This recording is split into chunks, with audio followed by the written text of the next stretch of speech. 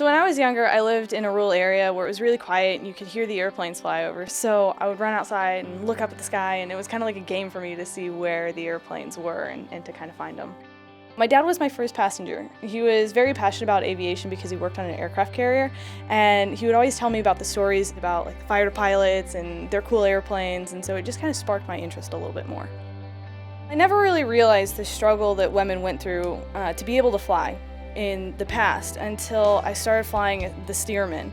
And I've been the first woman to really fly that airplane since the WASP, and that's the Women's Air Force Service pilots. And they were pilots during World War II, so that was almost 70 years ago. And it was based out of Avenger Field, where the WASP trained during World War II.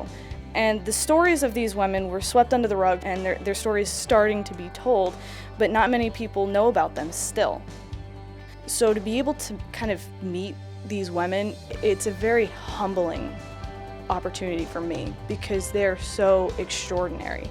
And so I've made it a goal of mine to tell their story and to let people know about who they are, what they stood for, and what they did.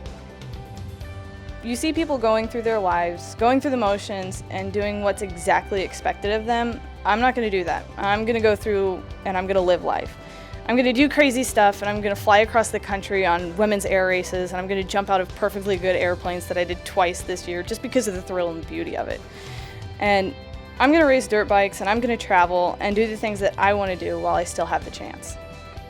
I try to keep my feet off the ground as much as possible. I'm Kayleigh Bordner, a senior at Indiana State University, majoring in professional aviation and flight technology, aviation management, and I am an honors student.